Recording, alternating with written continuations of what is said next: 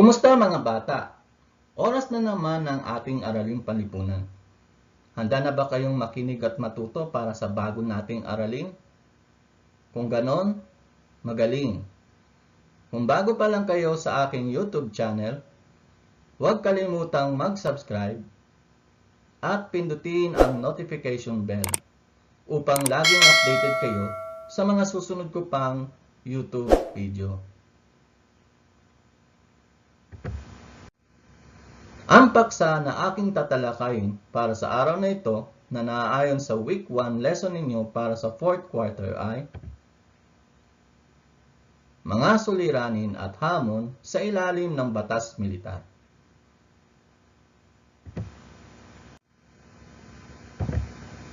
Layunin ng aralin. Pagkatapos ng aralin na ito, ang mga mag-aaral ay inaasahan na: una, natutukoy ang mga pangyayaring nagbigay daan sa pagdedeklara ng batas militar. Pangalawa, natatalakay ang mga suliranin at hamon sa ilalim ng batas militar. At ang pangatlo na naaayon sa inyong most essential learning competency, nasusuri ang mga suliranin at hamon sa ilalim ng batas militar.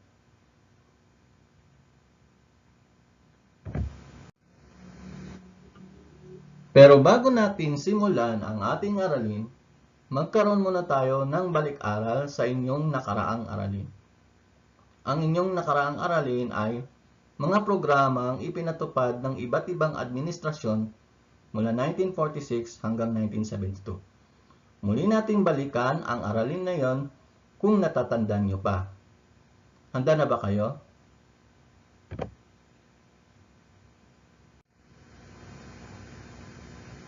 Sagutin ang pagsasanay na ito. Maaaring i-pause ang video upang isipin ang tamang sagot. Panuto, pagtambalin ang Pangulo sa Hanay B na kilala sa kanilang programang naipatupad sa kanilang panunungkulan mula sa Hanay A. Isulat ang letra ng tamang sagot sa kwaderno.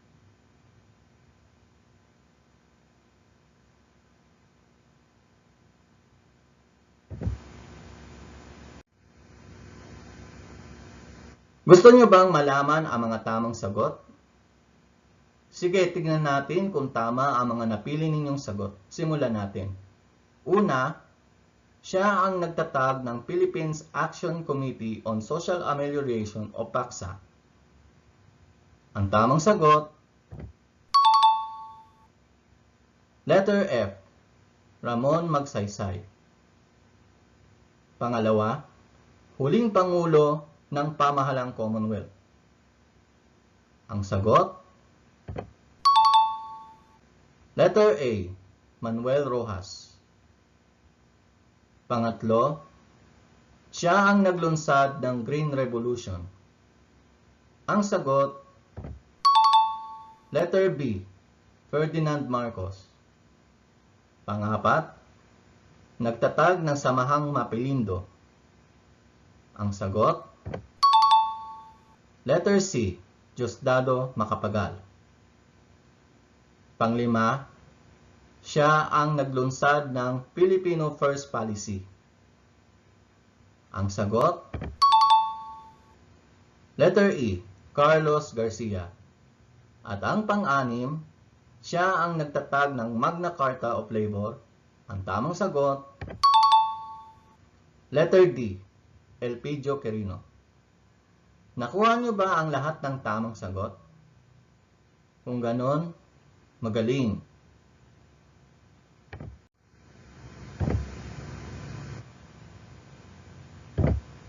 Ano ba ang dapat mong malaman sa aralin na pag-aaralan natin ngayon? Ano ang batas militar? Ano ang mga pangyayaring nagbigay daan upang magdeklara si Ferdinand Marcos ng batas militar?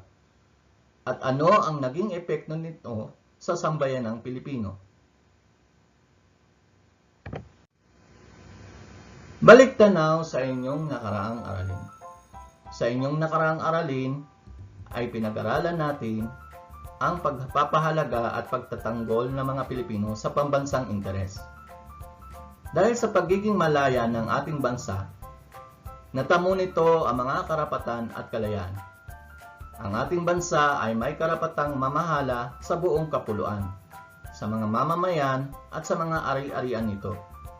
Dahil dito, pinapangalagaan ng ating bansa ang ating mga pulo, himpapawid, at iba pang teritoryo at hangganan nito upang hindi makapasok ang mga iligal na dayuhan.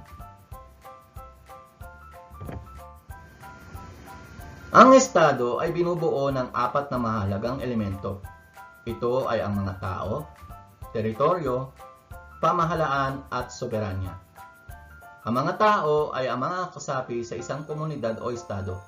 Ito ay kinabibilangan ng ating pamilya, mga kamag-anak, mga kaibigan, mga kakilalang tao, mga taong kilala sa lipunan, at iba pa. Ang teritoryo ang pinakamahalagang elemento ng estado. Dahil dito tayo naninirahan at may mga nakukuha tayong mga pakinabang mula rito, gaya ng mga pagkain, tirahan, mga pasyalan, at iba pa. Ang pamahalaan ang namamahala sa mga tao, teritoryo, ari-arian, at iba pa. Tulad ng mga namumuno sa ating bansa, mula sa pinakamataas na pinuno, ang Pangulo ng Bansa, hanggang sa pinakamababang pinuno, ang Kapitan. Ang soberanya naman, ito ay ang kapangyarihan ng isang bansa na makapagsarili ng pamamahala at pamahalaan ang buo nitong nasasakupan.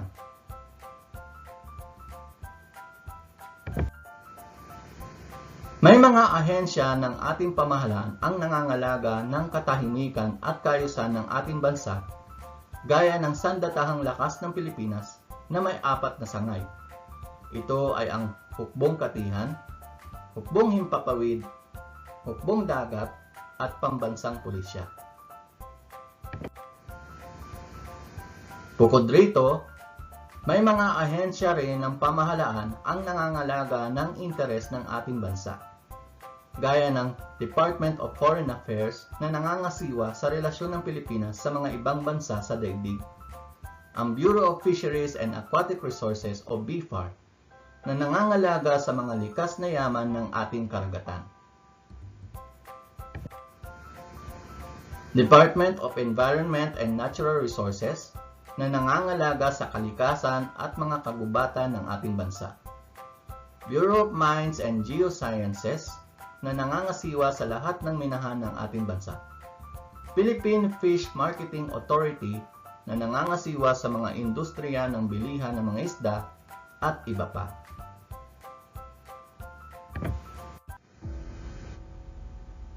Ang Pilipinas sa ilalim ng Batas Militar. Ang Batas Militar ay isang marahas na hakbang na maaaring isagawa ng pamahalaan upang maiwasan ang panganib tulad ng paghihimagsik, rebelyon, paglusob, at karahasan. Narito ang ilan sa mga pangyayaring nagbigay daan sa pagdedeklara ng Batas Militar sa bansa. Ang paghahari ng Ikatlong Republika na tumagal ng mahigit 2 dekada o 20 taon ay nagwakas noong Setyembre 21, 1972, nang ilagay ni Ferdinand Marcos sa ilalim ng Batas Militar ang Pilipinas.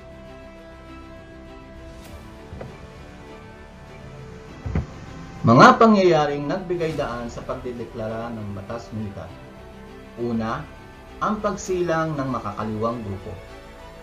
Ang Communist Party of the Philippines o CPP-NPA, ang samahang itinatag noong 1968 ni Joma Maria Sison. Ito ay may ideolohiya ni Mao Zedong, pinuno ng komunistang China. Ang New People's Army ay itinatag noong 1969, na binubuo ng mga magsasakang nakipaglaban dahil sa hindi kanais-nais na mga may-ari ng lupang kanilang sinasaka. Nakipaglaban sila sa pamamagitan ng dahas.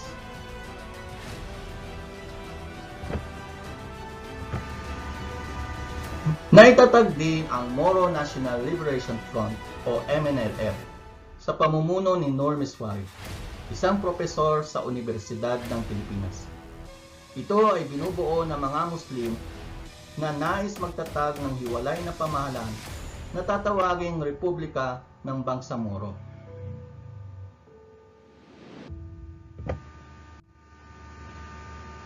Isa pa sa mga nagbigay daan upang magdeklara si Pangulong Marcos ng batas militar ay ang paglubha ng suliranin sa katahimikan at kaayusan. Dahil sa pagkawala ng tiwala ng mga mamamayan sa pamahalaan, naging madalas ang mga pagrarally at demonstrasyon ng mga estudyante mula sa iba't ibang universidad sa Pilipinas. Bukod sa mga estudyante, ang mga manggagawa ay nakaisa rin sa pagwewelga na madalas humantong sa madugong labanan ng mga welgista at mga pulis.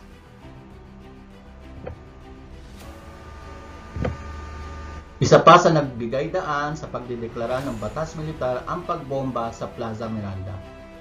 Idinaos ang halalan ng mga senador ang mga opisyal ng pamahalaang lokal noong 1971. Ginanap ang pagpapahayag ng kandidato ng Partido Liberal sa Plaza Miranda. Sa kalagitnaan ng pagtitipon ay may sumabog na granada. Maraming sugatan at namatay sa pagtitipon. At sinasabing ito ay kagagawan ng New People's Army o NPA.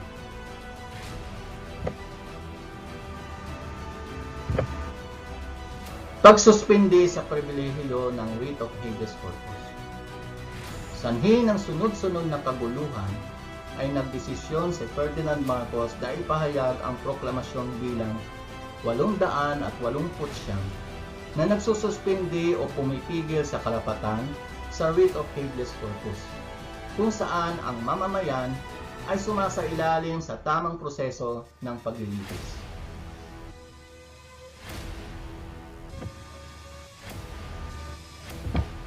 Ang Pilipinas sa ilalim ng batas militar.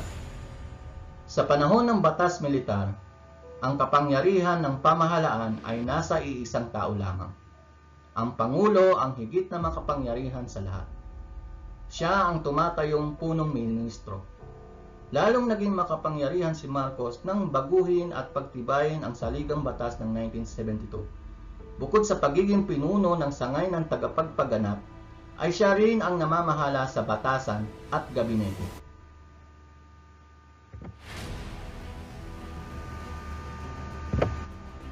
Namahala rin siya sa mga korteng militar.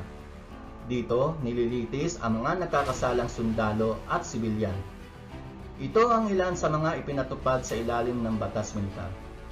Una, pagpapairal ng curfew hour mula alas 12 ng hating gabi hanggang alas 4 ng madaling araw. Pangalawa, pagbawal ng rally, demonstrasyon at pagwewelga. Pangatlo, pagkontrol ng pamahalaan sa pahayagan, radyo at telebisyon upang masala ng pamahalaan ang balitang inilalabas ng madla. Pang-apat, pagsuspinde ng pangingibang bansa ng mga Pilipino maliban sa mga misyong ipinag-uutos ng gobyerno. Pang-lima, paggawad ng parusang kamatayan sa sinumang mahuhuling magdadala ng armas kung walang pahintulot.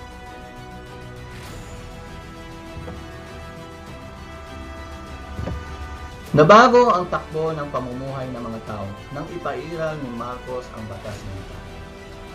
Negatibo ang naging pagtanggap ng mga Pilipino sa bagong sistema ng pamahalaang binuo ni Marcos, sapagkat sadyang nabawasan ang karapatan ng mga mamamayan. Naghari ang takot sa puso ng mga tao, kasabay ang paggusbong ng galit at pagkamuhi kay Pangulong Marcos. Karamihan ay nanatiling tikom bibig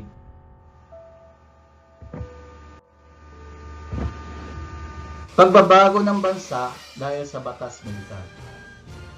Kalaunan ay natanggap ng mga Pilipino ang ganitong sistema, lalo pa at nakita nila ang positibong pangyayari tulad ng nagkaroon ng mabilis na pagsulong ng ekonomiya noong unang 3 taon ng pamamayani ng batas militar. Tumaas ang antas ng pamumuhay ng mga tao, hindi lang sa pook urban, pati na rin sa mga rural na lugar.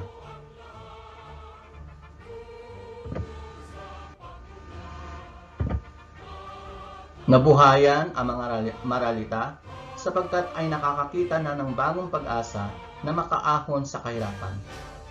Nawala ang kriminalidad sa lipunan. Ang mga lansangan, tulay, mga patubig at irigasyon ay mabilis na naipaayos. Maraming gusali at establishmento ang naipatayo. Naging sapat ang supply ng bigas at nakapag-export sa mga unang taon ng batas militar.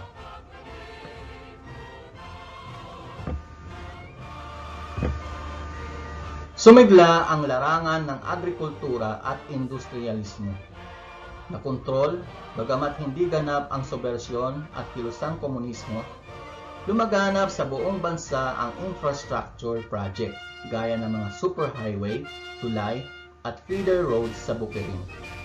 Nabigyang halaga ang kulturang Pilipino, nakapagpatayo ng paaralan, pambayan, paggamutan at health center.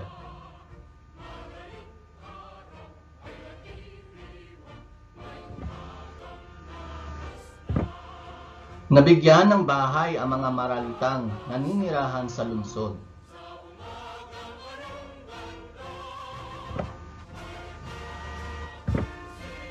Marami rin nagsabi na ang lahat ng pagbabagong ito ay pansamantala lamang at pawang huwad na kaunlaran. Sa likod ng magagandang bagay na ipinakikita ng pamahalaan ay maraming negatibo tulad ng mga sumusunod.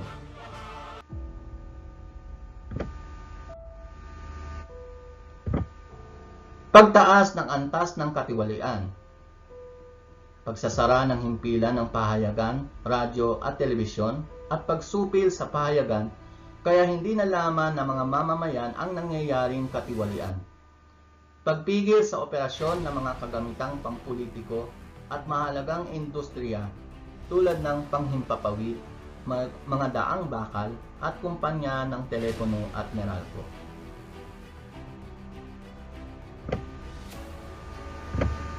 Pagsupil sa mga karapatang pantao, gaya ng pagbabawal sa pulong pampubliko, mga demonstrasyon ng mga mag-aaral at welga, pagpapahirap at pagpatay sa mga bilanggong politikal, sinumang mapaparatangang kalaban ng pamahalaan.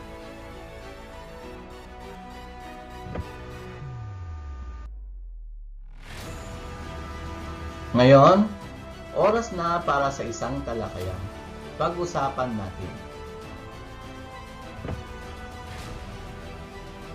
Sagutin ang mga tanong. Maaaring i-post ang video na ito upang isipin ang tamang sagot. Una, ano ang batas militar? Ang sagot, ang batas militar ay isang uri ng pamamahala na ang kapangyarihan ay nasa iisang tao lamang, at ang mga tagasunod nito ay ang mga militar.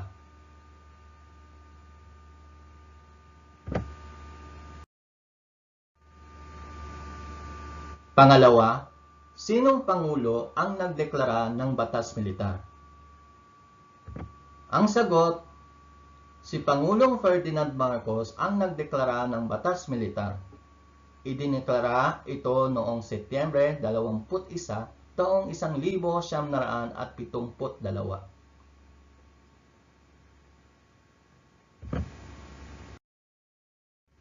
Pangatlo, ano-ano ang mga pangyayaring nagbigay daan ng pagdedeklara ng batas militar? Ang sagot, ang pag-usbong ng mga rebelding grupo gaya ng New People's Army o NPA, pagbomba sa Plaza Miranda, at ang malawakang protesta laban sa pamahalaan ang naging daan upang magdeklara si Marcos ng batas militar.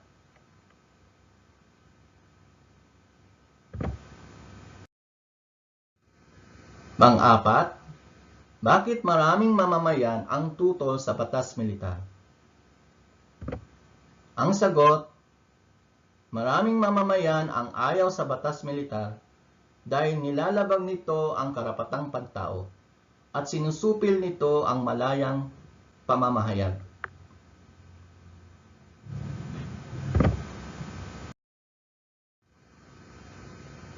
Panglima, sa iyong palagay, makatarungan ba na ipatupad ang batas militar noong panahon na yon? At bakit? Ang sagot, hindi. Maraming tao ang inabuso sa panahon ng pamamahala ni Marcos. Inabuso nito ang karapatang pantao, lalo na ang mga mamamayang lumalaban sa pamahalaan.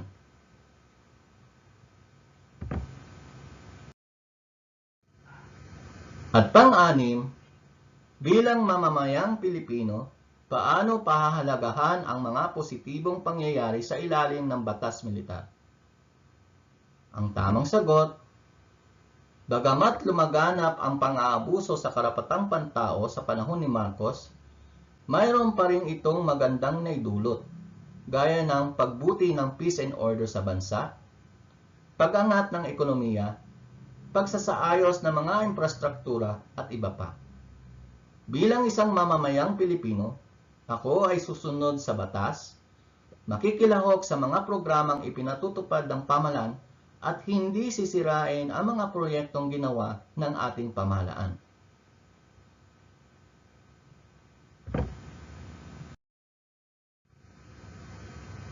Ngayon, dumako naman tayo sa unang pagsasanay.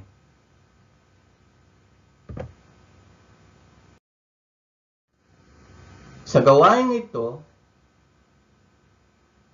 pipili kayo ng mga tamang sagot. Panuto, may mga pangyayari sa bansa na naging dahilan ng pagtakda ng batas militar. Basahin ang pangungusap at tukuyin ang inilalarawan ng bawat pahayag. Piliin ang sagot sa kahon, isulat ang tamang sagot sa sagutang papel. Maaaring i-post ang video na ito para sagutin ang pagsasanay na ito.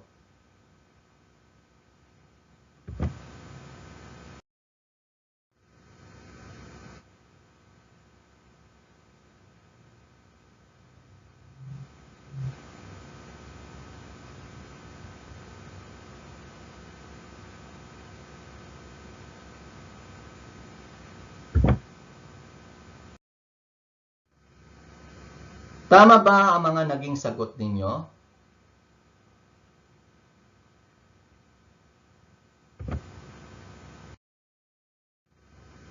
Kung ganon, magaling.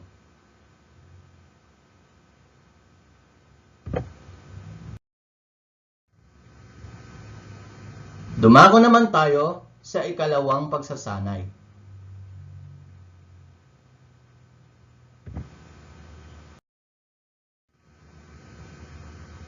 Sa gawain ito, iisa-isahin sa pamamagitan ng tree diagram, iisa-isahin ang mga pangyayaring kung paano umiral ang batas militar sa bansa.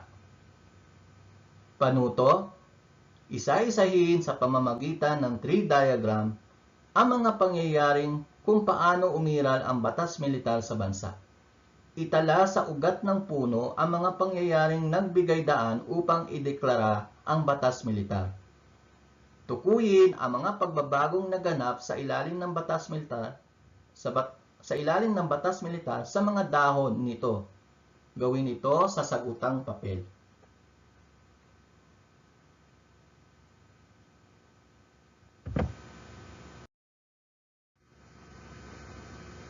Dumako naman tayo sa ikatlong pagsasanay.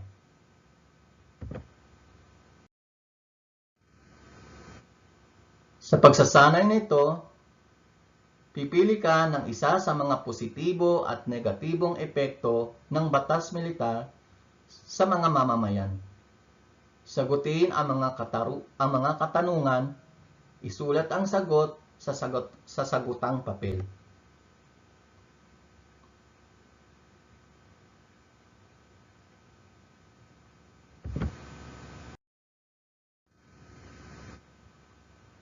Sunod naman tayo sa ika-4 na pagsasanay.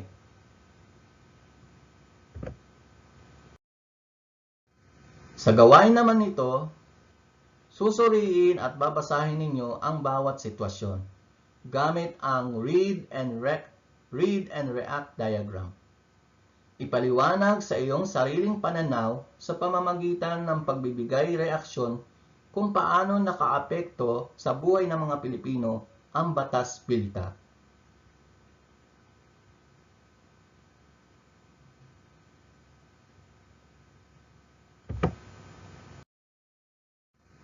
Dumako naman tayo sa ikalimang pagsasanay.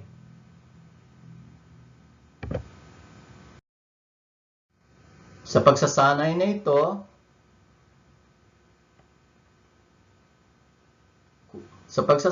ito, gagawa kayo ng alituntunin. Paano mo ipakikita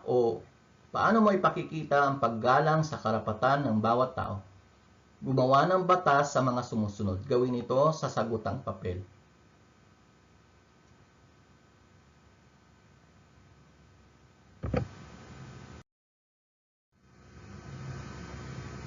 Dumako naman tayo sa huling pagsasanay.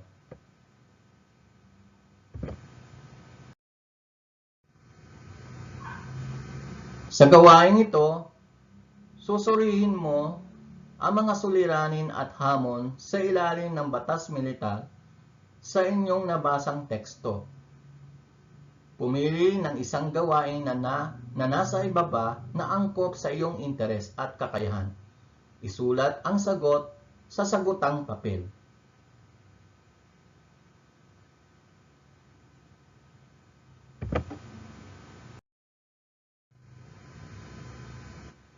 Ano ang batas militar? Ano ang mga pangyayaring nagbigay daan sa pagdideklara ni Ferdinand Marcos ng batas militar sa bansa? At ano ang naging epekto nito sa mga mamamayang Pilipino? Tandaan, ang batas militar ay idineklara ni Ferdinand Marcos noong Setyembre 21, taong 1972. Ito ay isang uri ng pamamahala na ang kapangyarihan ay nasa iisang tao lamang at ang tagasunod dito ay ang mga militar. Idineklara ni Ferdinand Marcos ang batas militar dahil sa lumalalang peace and order sa bansa, pagsibol ng mga rebeldeng grupo tulad ng New People's Army o NPA at Moro National Liberation Front o MNLF, pagbomba sa Plaza Miranda, malawakang protesta at iba pa. Naging maganda ang epekto ng batas militar sa bansa dahil nagdulot ito ng disiplina sa mga mamamayan. Naging maganda ang peace and order sa bansa, umangat ang ekonomiya, at maraming infrastruktura ang naipagawa. Subalit maraming tao ang inabuso, lalo na ang kanilang karapatang pantao, gaya ng kalayaan sa pananalita o pamamahayag, pagbibigay ng pantay at tamang paglilitis, pagsiwalat ng katiwalian sa pamahalaan, at iba pa.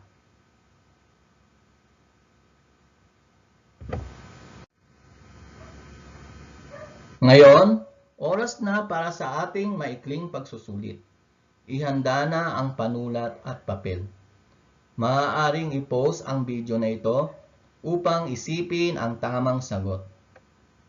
Panuto, piliin ang titik ng tamang sagot. Una, alin sa mga pangyayari ang nagbigay daan upang magdeklara si Ferdinand Marcos ng batas militar sa bansa? A. Pagbomba sa Plaza Miranda. B. Pagkamatay ni Ninoy Aquino. C. Pagbibitiw ni na Enrile at Ramos. O letter D. Pagdami ng mga tao sa EDSA.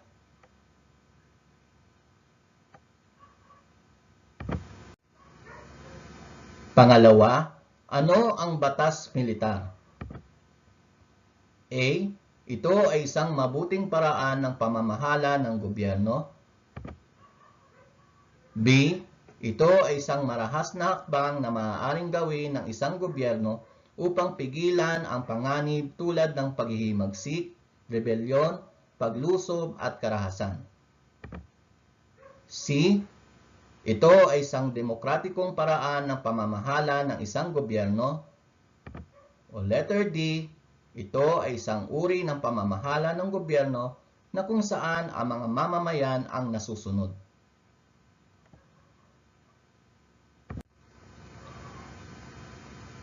Pangatlo, sino ang nagtatag ng Communist Party of the Philippines o New People's Army? A. Noor Misuari, B. Hubito Salonga, C. Joma Maria Sison, o letter D. Chino Roses.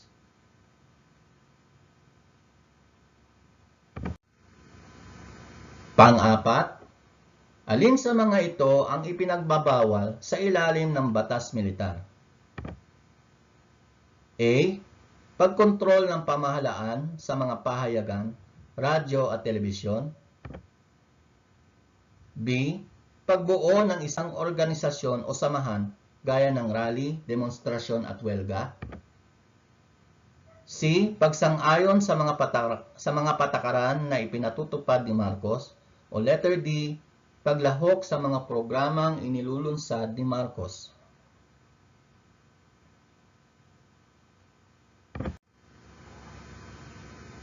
At panglima, anong aral ang iniwan ng batas militar na isa sa mga naging madilim na yugto ng ating kasaysayan? A. Maaaring abusuhin ang mga nasa kapangyarihan ang karapatan ng mga nakararani. B. Maraming katiwalian ang nagaganap. C. Hindi nabibigyan ng tamang proseso ng paglilitis ang inaakusahan. O letter D. Lahat ng nabanggit ay tama.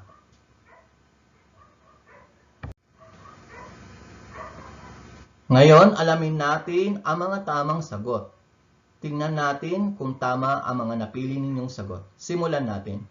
Una, alin sa mga pangyayari ang nagbigay daan upang magdeklara si Ferdinand Marcos ng batas militar sa bansa? Ang sagot, letter A, pagbomba sa Plaza Miranda.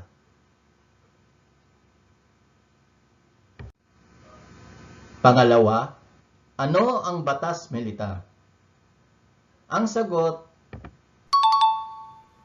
letter B, ito ay isang marahas na hakbang na maaaring gawin ng isang gobyerno upang pigilan ang panganib tulad ng paghihimagsik, rebelyon, paglusob at karahasan.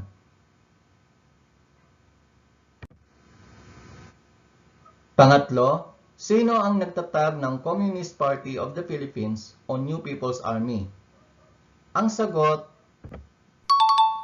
letter C, Joma Maria Sison.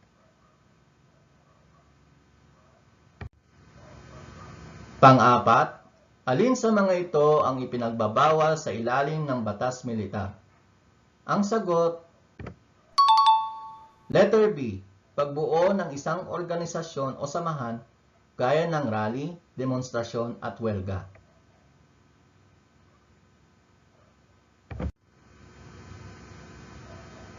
At panglima, anong aral ang iniwan ng batas militar na isa sa mga naging madilim na yugto ng ating kasaysayan?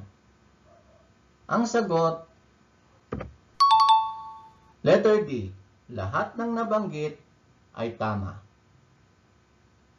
Tama ba lahat ang inyong mga naging sagot? Kung ganon, binabati kita. Dito nagtatapos ang ating aralin. Maraming salamat sa panonood at pakikinig.